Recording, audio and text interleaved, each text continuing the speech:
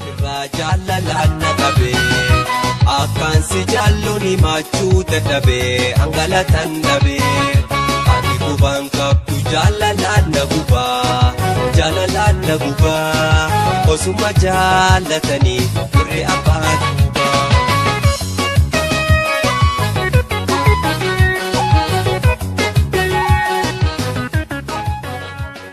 Boonaa fi Qashtiin abbaa Aliyyi harmee isaatii fi fannis jaartii isaa waliin akka gamaadaamaa torbee booda dhufanii cidha isaan irratti akka argaman afeerratanii wal qabatanii gama adaamaa deemuuf imala baadiyyaa isaanii sanirraa gama magaalaa konkolaataa isaanii itti dhaabansanii miilan imala itti fufan. Yeroon ganamarraa sa'aatii 2 gahaa jira. Boonaa fi Qashtiinis fiixessa ganamaa hacitaa magariisa irraa akka waan bara fayyada bu'aa buletti addaatu kana laalaa waca shimbirroo fi bineensota tokko tokko hamuka keessa wal hammatee bulee aduu ganamaa oowwifatu mukkeen keessaa lafa dirreetti as yaa'an daawwachaa osoo deeman inumaa akka waan Boonaa fi Qashtii akkeessanis bineensi cululuqaan akka korbeessa magaalatti abbaan nyaachisuu bira dabree buuqii isaa tana mushutee fi haalan coomte fakkaatu babbareedan lamaan tokko wal ari'aa karaa Boonaa fi Qashtiin irra deeman kana gad qaxxaamurraan waay jette Qashtiin Boonaan kofla keessaa fuudhe sodee jechaa bineensa lamaan inumaa yeroo garii ta dura fiigduun dhaltuudha fakkaata afaan garagalteetti akka Boonaa harka jaalalaatiin Qashtii dha'utti suuta akka waan diruu feetutti itti gaarreeffatte kaatee dura achi fi kajala fiigus yeroo garii miila lamaan duraa kana ol kaasetti irra bahuu fedha wal gaanaa jiran fakkaata. Qashtiin yoom takkaa bineeyyii gurguddollee ta'uu baatu xixiqqoo Oromiyaadhaa hara'ee fakkaatu kanneen agartee beektiree zaw jettee daawwii itti fufi. Boonaan yeroo garii bineensa millataa yeroo garii Qashtii akkatti qub tokko dhaabbattee daawwattu tana laale isumaa namatti tolaniimi je'e kajala fiigu kun irra horuuf jennaan laal galfireendi isaatinsa jennaan Boonaan kofla keessaa fuudhe eebar anumaafisi jechaa Qashtiitti qoosatti. Qashtiinis koflaatuma daawwii itti fufi. Booda mukkeen tokko keessa wal ari'aa achi kutan. Boonaa fi Qashtiinis walitti koflaa maal jedhama bineensi kun jetteen Qashtiin. Boonaanis borofa jedhaman jennaan wayii chaarjera kiyyaa dhumate malee silaa jala fiigatiin maradha jechaa osoo deeman akkuma ededa tokko gabbu'aniin oorruu lafa harawaa keessa jirtu takka baay'ee toltee ija nama harkiftu takka bira gaan ibiddaatu keessaa oorruun tun tan mucaa saahiba Boonaa kan osoo waliin baratanii jaalalti qabdee kutaa 10tti Boonaa jalaa hafee fuudhe tokkooti. Mucaan kun muumme jedhama. Umriidhan yoo xiqqaate amata 6 Boonarra guddaadha. Boonaa fi Qashtiinis hoggaa oorruu tana bira gahan mucaan oorruu keessa bulee haati warra isaa faxara hin finnee fakkaata. Ashiita waaddataa taa'ee wallise. Boonaa fi Qashtiinis dhaggeeffatuu itti fufan. Mucaanis itti fufee wallee malattuu sirba baasaa jira fakkaata. Osuma dhaabbatanii mucaa wallisu kana caqasan. Mucaan amma inumaa walaluu fi yadaloos irraa jijjiirateetti. Gaafaan dur dardaraa jinniin godaa yaase amma dur waan gahu yaadaan na dhamaase. Jennaan Qashtiin kofla keessaa fuudhe sagalee ol qabdee mucaanis kofla Qashtii kana dhagahee cal'ise. Hayi jinni moo namaan natti kofla boo jechaa ija baala boqqoolloo jalaan gama karaa oorruu isaa jala dabruu achi mil'ate. Lakki yaaboo Qashtii xiyyaatu dubbiin teetu ni taate fakkaattii kofaltee bara jennaan. Hai Boonaa eessaa baatan boo akkam nagaa boo boosumatti tol eenyu hoo Qashtiin jettu sabooni fuute je'amuun Qashtii kofla ishitti qaanfattee dallawa oorruutanii jala gatteesse argee irraa qaanfataa eebarneen fuudhe jennaan.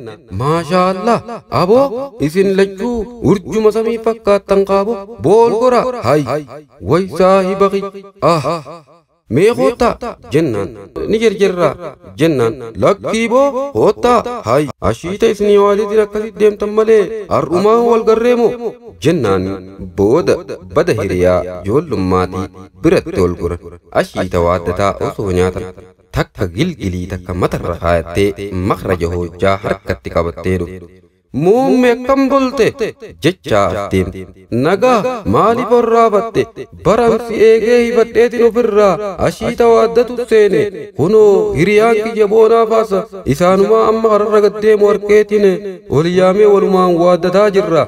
Ay nagaan bulteet jechaa haadha warra isaa afeere koottaa wal baraanii gamee boonaafa jechaani isaanis wal baraniif hojjaa aananii wal qixaa hahaati warra muummee fiddee dhufte ashiita sanirratti unataa hoflanii taphatanii boonaan faan irratti salaamataa imala isaanii eegalan akkuma magaalaa gahaniin konkolaataa isaanii fudhatanii imala isaanii gama Adaamaa itti fufan.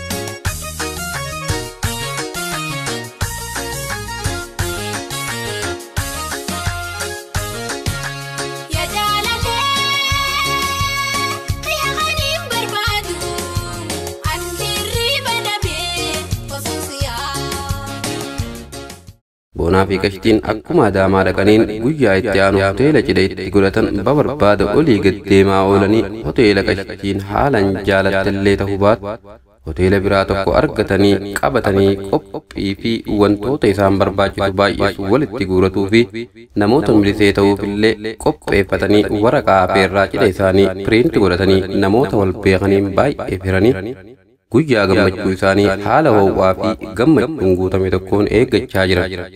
Isaanumaa baay'ee wal mararfataa walitti gammadaa bashannanaa jiru. Bilbilli tokko boona irratti bilbilan leelloo ta'uu isheeti.